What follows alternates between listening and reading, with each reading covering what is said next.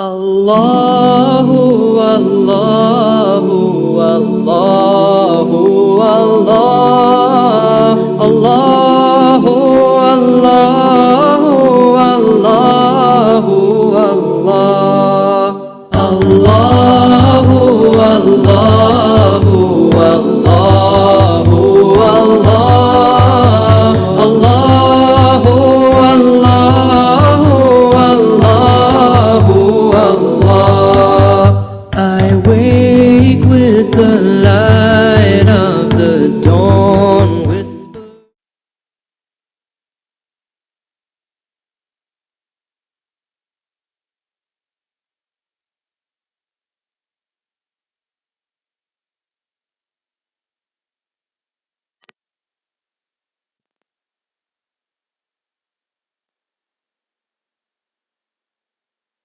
Pada pagi ini dengan sama-sama membaca kitab Al-Fatihah.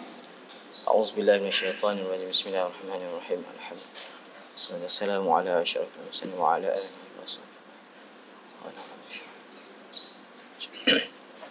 Amin ya rabbal alamin.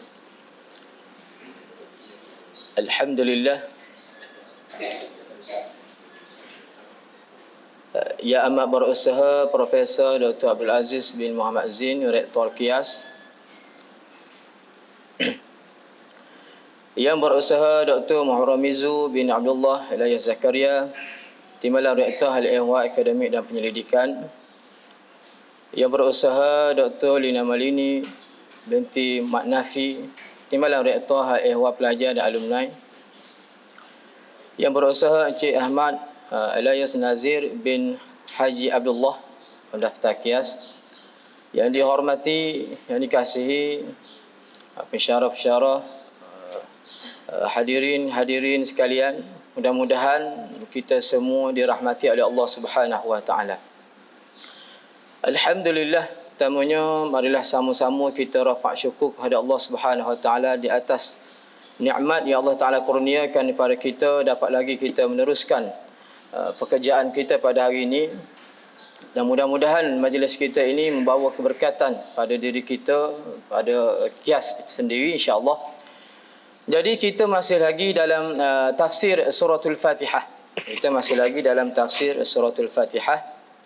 InsyaAllah selepas daripada kita baca sama-sama, kemudian kita sama-sama juga mendengar syarahan tafsir daripada Profesor Abdul Aziz, insyaAllah. Baik, kita talaqi sama-sama suratul Fatihah. A'udzu billahi minasy syaithanir rajim.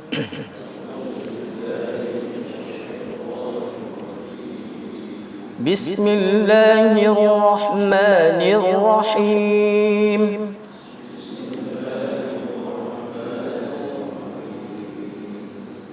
الحمد لله رب العالمين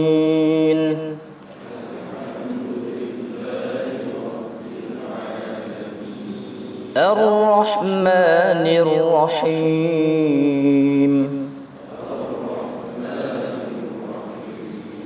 مالك يوم الدين إياك نعبد وإياك نستعين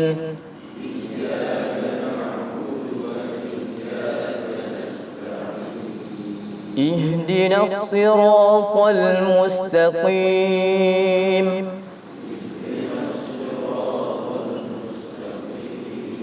صراط الذين أنعمت عليهم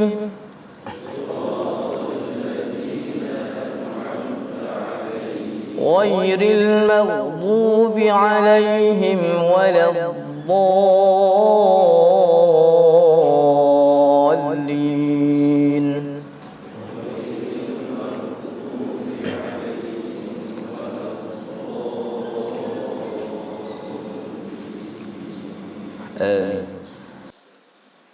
Baik, maksud daripada suratul Fatihah, Bismillahirrahmanirrahim, dengan nama Allah yang Maha Pemurah lagi Maha Pengasih.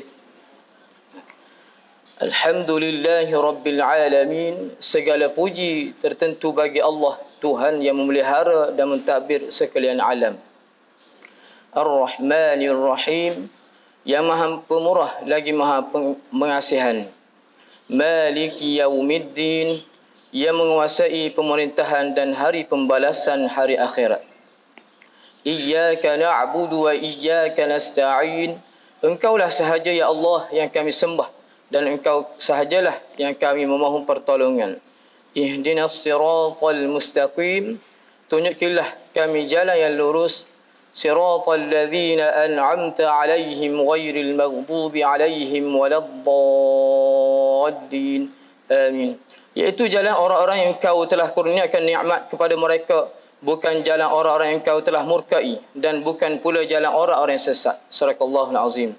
Alhamdulillah. Jadi untuk meneruskan majlis kita, marilah kita sama-sama mendengar syarahan tafsir daripada Profesor Abdul Aziz. Jadi majlis menjemput dan mempersilakan.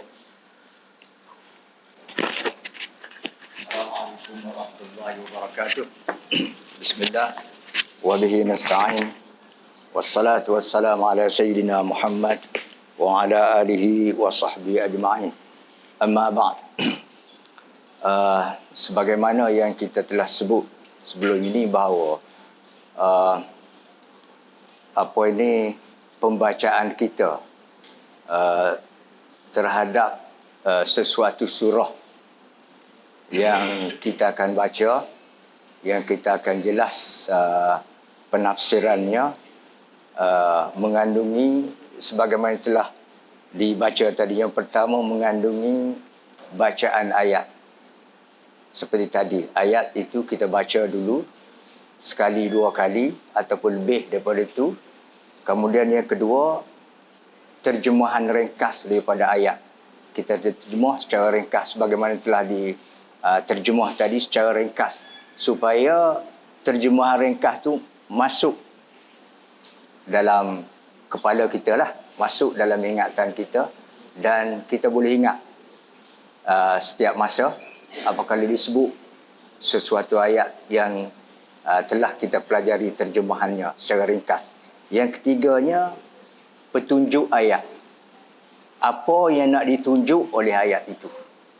Sebab ayat ini banyak dia panggil banyak dia punya kehendak dia lah. Dia nak bawa kita ke mana? Nak tunjuk kepada apa sesuatu ayat itu.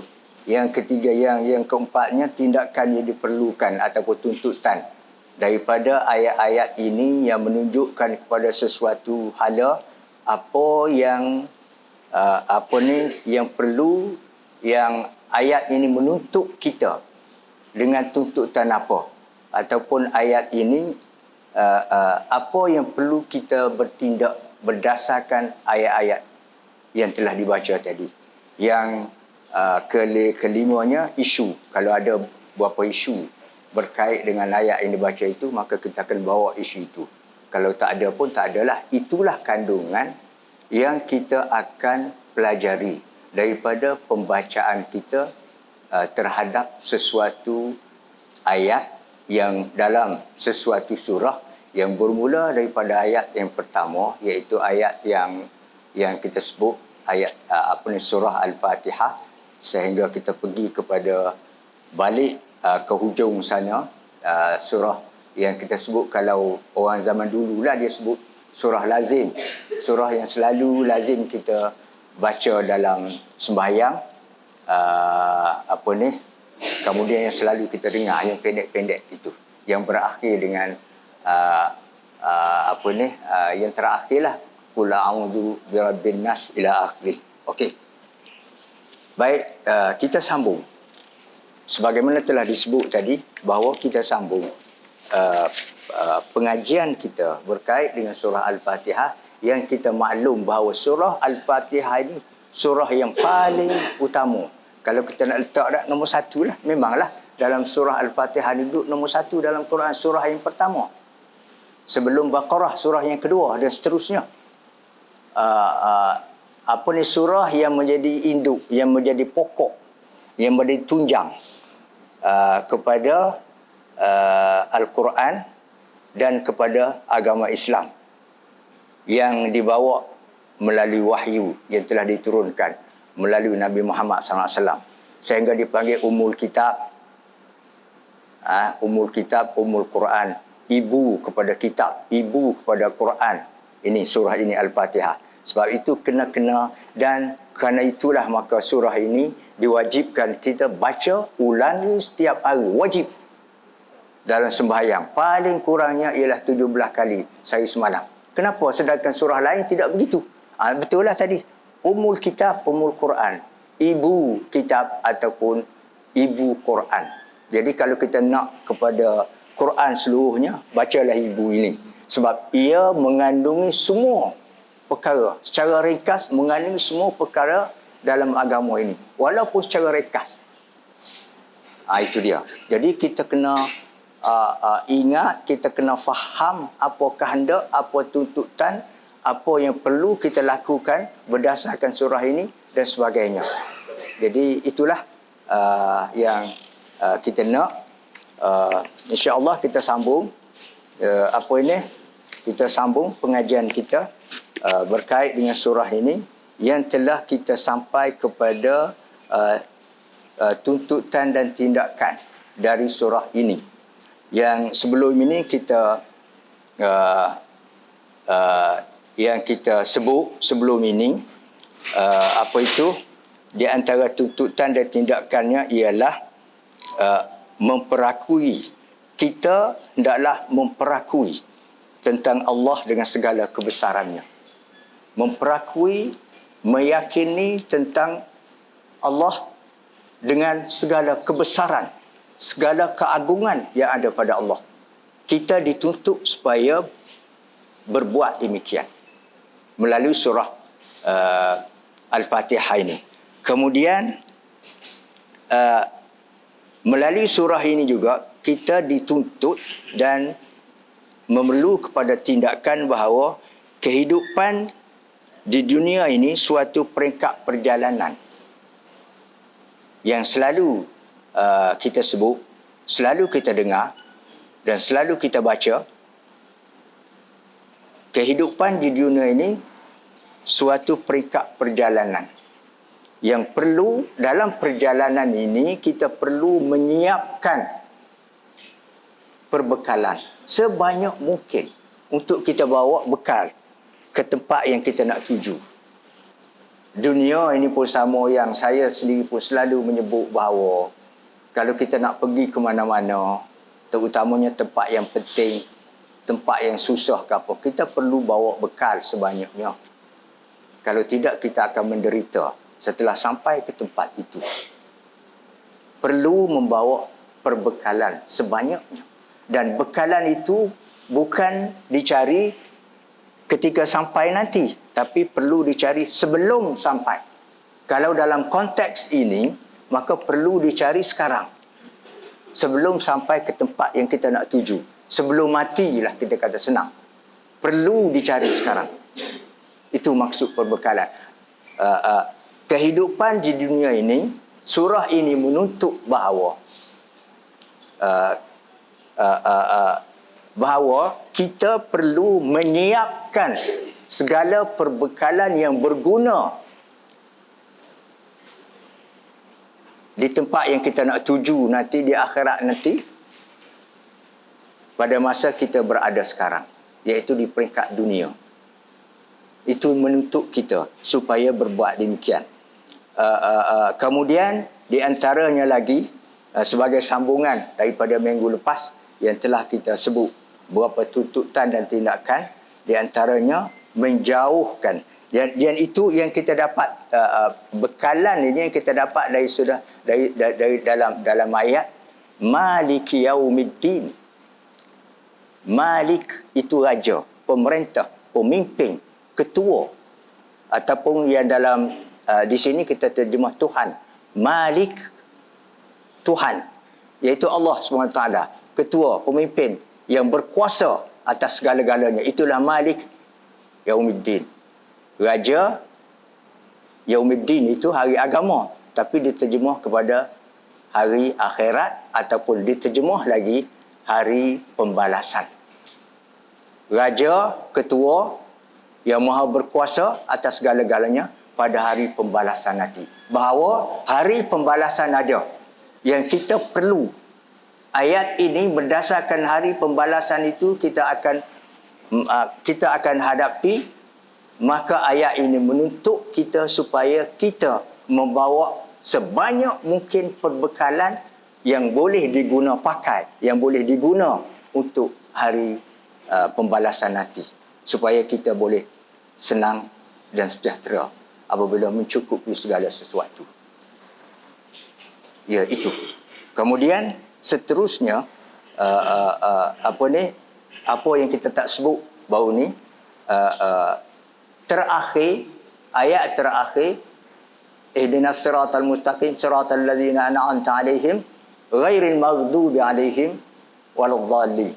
Bukan golongan yang dimurkai, bukan golongan yang dimarahi, dan bukan golongan yang sesat. Kita tidak nak ikut.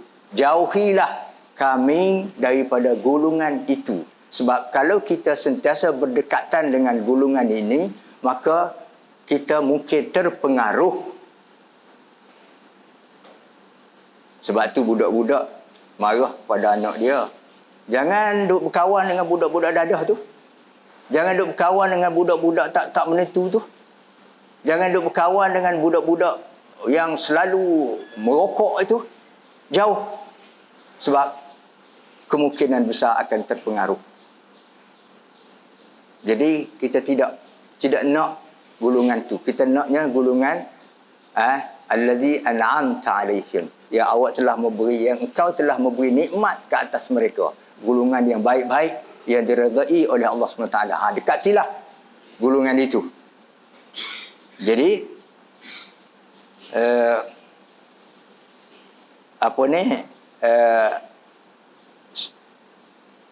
kita dituntut supaya menjauhi daripada golongan itu. Golongan yang boleh membawa kepada kerosakan kepada kita. Yalah, kalau kita dikias pun. Contohnya kalau duk berkawan rapat sangat dengan golongan nyek. Akhir sekali kita pun jadi nyek. Itu biasa. Jadi menjauhi golongan yang tidak mengikuti hala tuju yang betul. Itu dituntut oleh ayat ini. Ayat yang terakhir. Ghairil maghdubi 'alaihim waladdallin.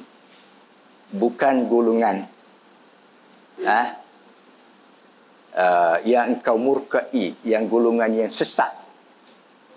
Supaya tidak tersesat seperti mereka. Kenapa diminta supaya menjauhi? Supaya tidak tersesat seperti mereka. Jadi golongan sesat ni jangan kita cuba dekati. Tetapi kita perlu bukan berarti menolak mereka. Tapi perlu mengajak mereka kepada kebaikan. Walau apa sekalipun, perlu mengajak mereka supaya mereka tidak tersesat. Tetapi untuk mendekati, untuk berkawan, untuk menerima pandangan, untuk apa, jangan. Baik, itu di antara tuntutan. Selain daripada itu, dalam surah ini juga, kita dimulakan dengan Bismillah. Bismillahirrahmanirrahim. Bismi, dengan nama.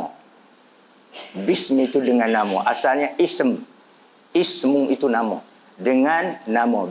Direngkaskan Bismillah. Dengan nama Allah.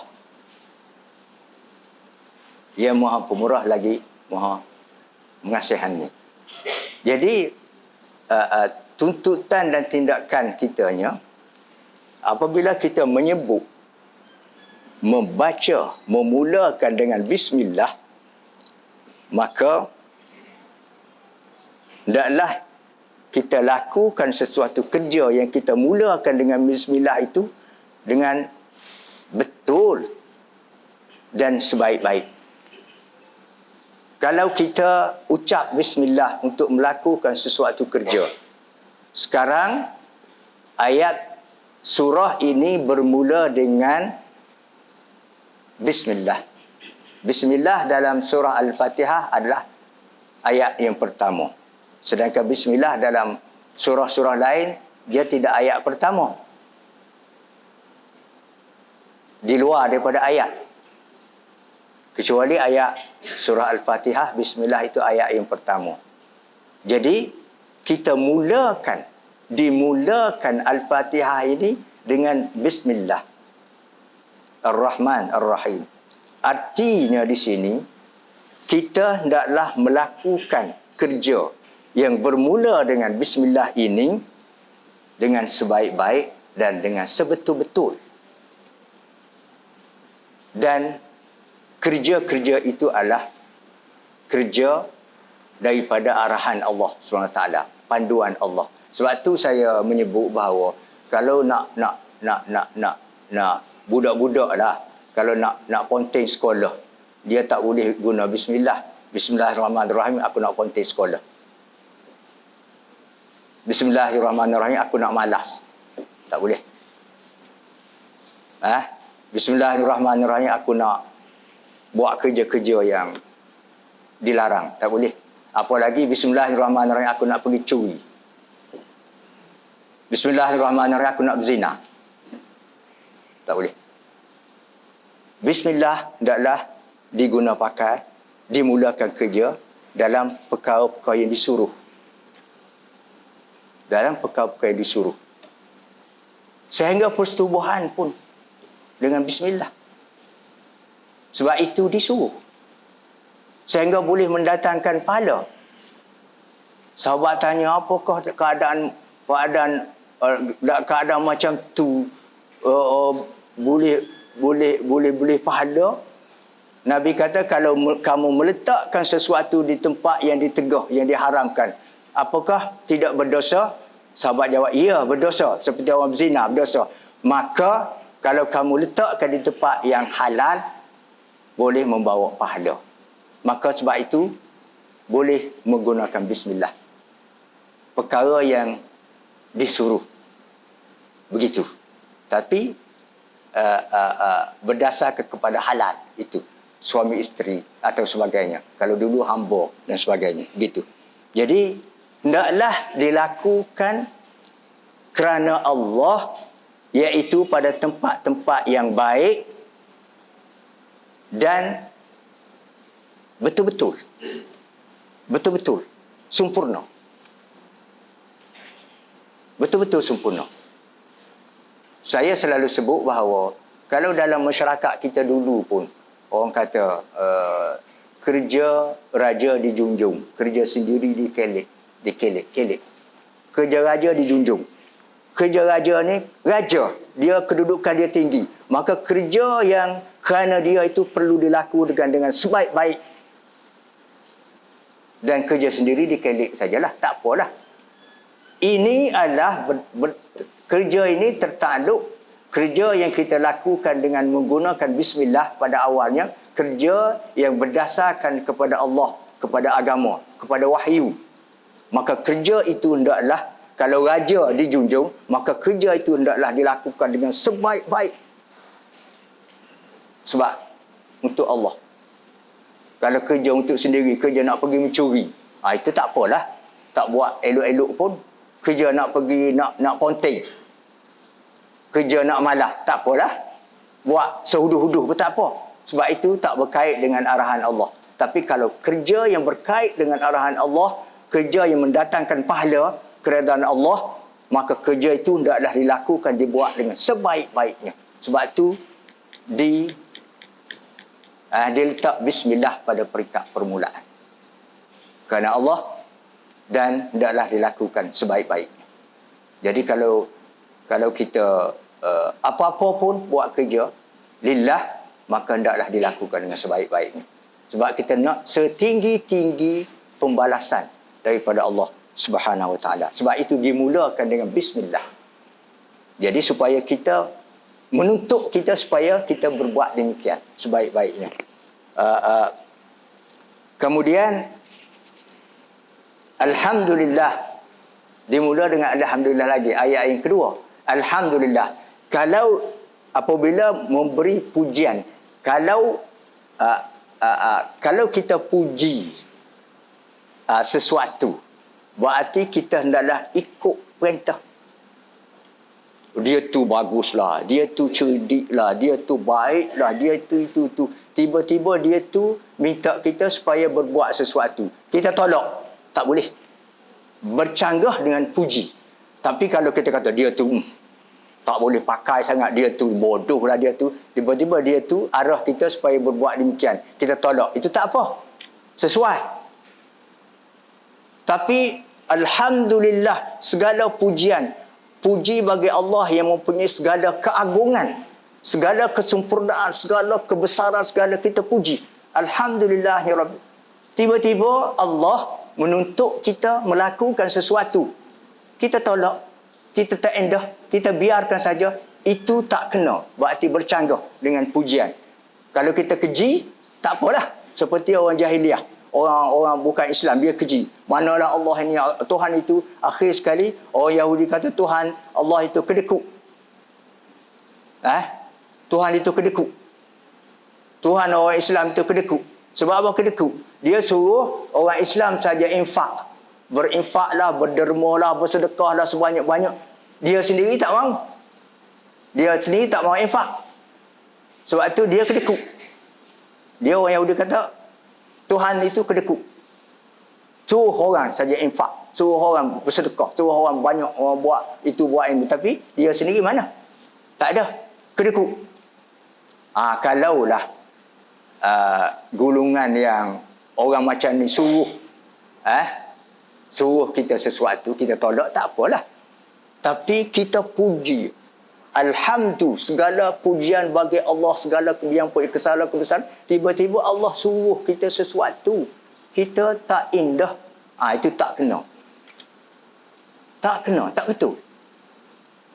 Kalau orang Yahudi, orang Kristian tak indah pada perintah Allah, tak apalah, sebab dia tidak puji Allah, tidak mengutuk Allah, dia mengutuk Allah.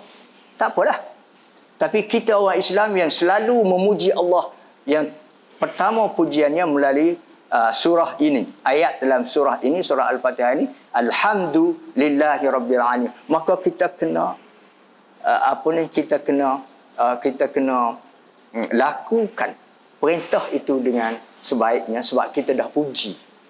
Allah itu maha kuasa, Allah itu ini, Allah itu maha ini. Lalu Allah pun suruh kita buat indah tak indah. Tak betul dengan pujian itu. Pujian itu hanya di mulut saja, berarti begitu. Jadi kalau kita puji, maka kita hendaklah taat. Sebab itu ayat ini berikutnya kita membuat ikrar. Berikutnya kita membuat ikrar yang saya selalu sebut, iyyaka na'bud wa iyyaka nasta'in. Hanya akan dikau sajalah yang kita sebut minggu lepas. Hanya akan dikau sajalah kami sembah. Sembah Allah berarti taat setia, patuh. Taat setia, patuh, ikut perintah, tak langgar. Mengabdikan diri hanya kepada Allah. Itu arti menyembah Allah. Bukan seperti orang Buddha sembah tuk pekong. Bukan seperti masyarakat, rakyat menyembah raja. Tidak macam tu. Tapi menyembah Allah itu ialah taat setia, patuh, tunduk, memperhambakan diri hanya kepada Allah. Itu arti menyembah Allah. Jadi oleh kerana kita dah puji, maka kita pun membuat perakuan. Hanya Allah saja, tidak yang lain. Itu dia. Dan akhir sekali yang kita nak, yang kita dapat selain daripada yang minggu lepas campur dengan minggu ni, tuntutan dan tindakan ini, kita perlu memahami untuk tindakan bahawa apa yang perlu dipahami untuk kita membuat tindakan, bahawa apa yang dibaca dan apa yang diucapkan hendaklah kita faham dan kita sedar. Ayat menuntut kita supaya berbuat demikian, iaitu faham dan sedar terhadap apa yang kita baca dan apa yang kita ucapkan. perlu faham, perlu sedar. Jangan pula buat surat perjanjian. Sebab seperti mana yang kita selalu sebut, dalam surah Al-Fatihah ada suatu perjanjian, iaitu tadilah iyyaka na'bud wa iyyaka nasta'in. Hanya akan dikau sajalah. Pengakuan kita hanya nak menyembah Allah sahaja. Nak minta pertolongan daripada Allah sahaja. Tidak kepada yang lain. Itu pengakuan kita.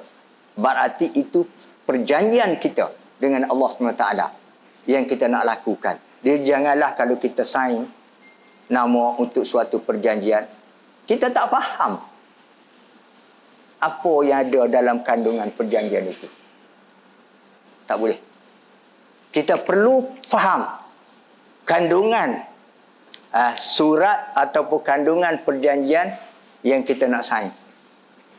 Kalau tidak, itulah sekarang ni banyak orang yang tidak mengendahkan segala larangan, segala apa. Banyak orang yang tidak taat walaupun dia Islam, walaupun dia apa-apa.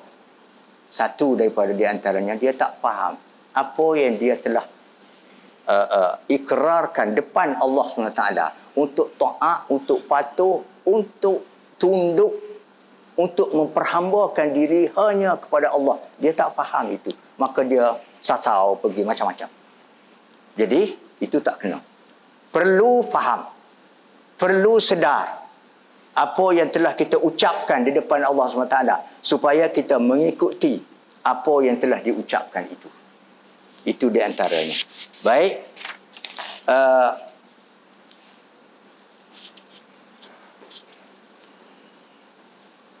Yang tadi ekorannya sedikit sebagai isu daripada surah Al-Fatihah ini, yang dimula dengan Bismillah. Kenapa dimulakan dengan Bismillah? Yang kita telah sebut tadi. Yang perlu ialah perlu dilakukan sesuatu arahan, sesuatu perintah daripada Allah SWT itu dengan sebaik-baiknya. Perintah itu hendaklah dilakukan dengan sebaik-baiknya. Janganlah Bismillahirrahmanirrahim, lepas tu macam-macam. Tak boleh, tak kena. Itu. Kalau kita guna Bismillah, maka kita lakukan kerja selepas itu dengan sebaik-baiknya. Itu isu. Sebab dalam hal ini dia ada kaitan dengan an ta'budallah ka'annaka tarah fa in lam takun tarah fa innahu yarak. Hendaklah kamu menyembah Allah. An ta'budallah, itu perintah. Hendaklah kamu menyembah Allah. Kamu tu kita lah. Hendaklah kamu menyembah Allah, kita menyembah Allah. Menyembah itu apa? Taat, patuh, memperhambakan diri. Itu arti menyembah. Hendaklah kamu taat kepada perintah Allah, hendaklah kamu patuh kepada perintah Allah, hendaklah kamu laksanakan segala tuntutan yang telah dituntut oleh Allah, hendaklah kamu memperhambakan diri kamu kepada Allah. Itu arti menyembah Allah. Ka'annaka tarah, seolah-olah kamu melihat Allah. Ini satu cara supaya kita buat kerja tu dengan sebaik-baik. Hadis ini memberi peringatan kepada kita. Buat kerja dengan sebaik-baiknya. Iaitu kerja berkait dengan ibadat kepada Allah SWT sebagaimana diperintahkan. Ka'annaka tarah, seolah kamu melihat Allah. Terutamanya orang Melayu lah. Kalau dulu koli-koli kerja-kerja dalam ladang ke, dalam kelapa sawit ke, dalam koli-koli kerja, tidak. Kerja di mana-mana pun macam orang Melayu kita ni, kalau bos datang, kerja baik-baik. Kerja elok-elok. Kalau bos, dia panggil apa bos tu? Dia panggil apa? Ketua kepada koli itu dipanggil yang selalu round itu Tok Mandu. Begitulah lebih kurang. Kalau Tok Mandu mari ke, datang ke, oh kerja baik-baik lah. Oh buat kerja, pikonya baik. Tok Mandu tak ada, ketua tak ada, tidur. Sebab dia ingat orang tak nampak dia. Dia kerja, tidur pun orang tak nampak. Manusia betul lah. Kalau tidak di depan, tak nampak. Tetapi Allah, anta'budallah ka'annaka tarah. Ini, hadis ini membentuk kita supaya kita kerja betul-betul. Seolah-olah kita diawasi dan seolah Allah berada di depan kita melihat apa yang dilakukan. Buat betul-betul. Ada cerita, masa saya kecil, saya duduk di pondok, dalam pondok lah. Sebab rumah dalam pondok, budak-budak pondok selalu cerita. Dia kata ada orang tak ikhlas. Dia naik sebuah masjid, masuk sebuah masjid nak sembahyang Isyak. Gelap, dia tak boleh buka lampu. Masa tu tak ada lampu masjid apa pun. Nak sembahyang, ada pun lampu satu saja. Dia tak tahu switch lampu nak on switch kat mana tak tahu. Dia pun sembahyang cepat sembahyang. Orang tua kata seperti ayam makan padi, tep sembahyang. Ayam makan padi. Ayam makan padi lah tep lepas 2 rakaat. Lepas tu orang datang nak sembahyang juga, buka lampu. Nampaklah dia. Dia pun betul-betul baca pun elok. Betul-betul dah lah. Tidak cepat-cepat dah lah, tidak dah. Allahu Akbar. Nampak 2 rakaat itu. Itu dia. Sebab dulu dalam keadaan tak menentu, dia ingat orang tak nampak. Betul lah manusia tak nampak sebab gelap. Tapi Allah, ka'annaka tarah, seolah kamu melihat Allah. Fa illam takun tarah fa innahu yarak. Jika kamu tak dapat melihat Allah, memang tak boleh lihat. Memang. Tapi fa innahu yarak. Allah melihat kamu. Jadi tak kiralah dalam gelap kau orang ada, kau orang tak ada, kau apa pun. Tapi kerja mesti betul dan sebaik-baiknya dalam konteks untuk mendapat keredaan Allah dan pahala daripadanya. Itu, ayat itu dimulakan dengan Bismillah itu. Jadi hadis ini kita kena ingatlah. Sebab hadis ini menuntut kita, sebagaimana ayat Bismillah tadilah menuntut kita supaya kerja dengan sebaik-baik. Sebab dinilai, segala kerja itu dinilai oleh Allah Subhanahu Wa Taala. Walaupun kita tak dapat melihat Allah, tak dapat apa, tak dapat, orang tak tengok ke, orang tak puji ke, orang bahkan walaupun orang keji pun tak apa. Yang penting kerja kita adalah dengan Allah Subhanahu Wa Taala, sebagai beribadat kepada Allah Subhanahu Wa Taala. Baik. Satu lagi berhadapan dengan Fatihah ini, ayat terakhir yang kita sebut tadi, ghairil maghdubi alaihim waladdallin. Amin waladdallin. Warisan budaya dan peninggalan nenek moyang.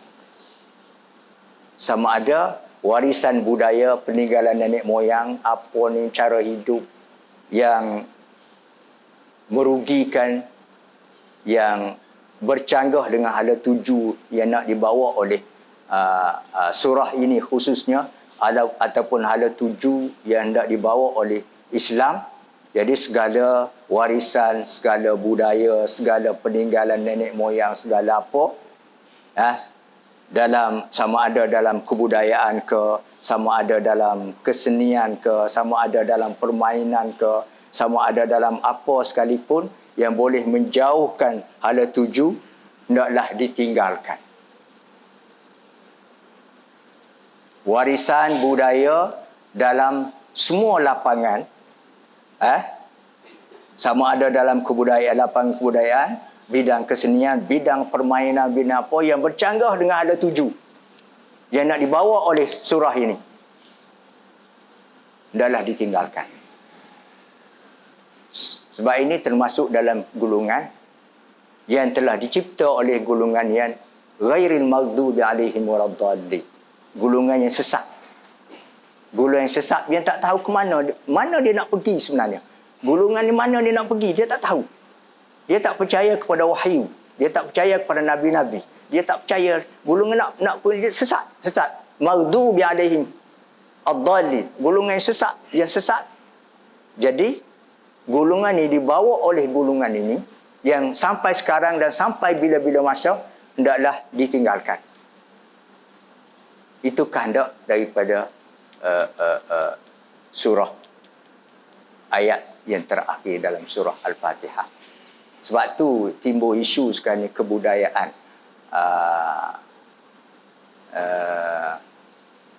kebudayaan kita, dia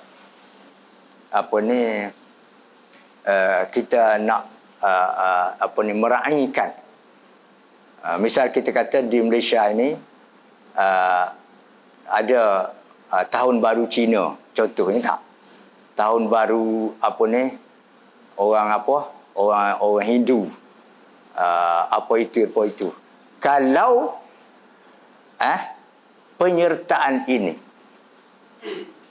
kalaulah ada sesuatu yang tak kena dari sudut Islam, yang sesat dari sudut Islam dalam ajaran itu, maka tak boleh kita ikut serta.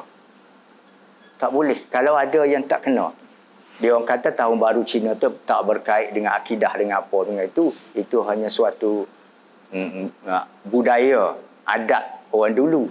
Cuba ceklah. Sebab kalau sesuatu keramaian yang kita nak ikut serta itu, keramaian itu, misal kita contohlah, kita kata menyambut meraihkan hari wanita. Satu, meraihkan hari bapa. Dua, meraihkan hari judi. Macam mana? Meraihkan hari judi. Bagi setengah masyarakat, judi itu perlu. Meraihkan kita kata hari perzinaan. Bagi setengah masyarakat, berzina itu, pelacuran itu perlu. Meraihkan hari pelacuran, boleh kita ikut serta. Hari ini banyak. Akhir sekali kalau zaman dulu, dia orang korban, masa saya kecil masih ada di tepi pantai, dia orang korban lembu ataupun kerbau. Setiap tahun korban pantai dengan suatu iktikad lah. Jadi disambut hari korban pantai. Bolehkah kita nak ikut serta korban pantai sedangkan ia bercanggah dengan Islam? Tapi sekarang tak ada lagi lah. Cuma setengah-setengah tempat masih ada.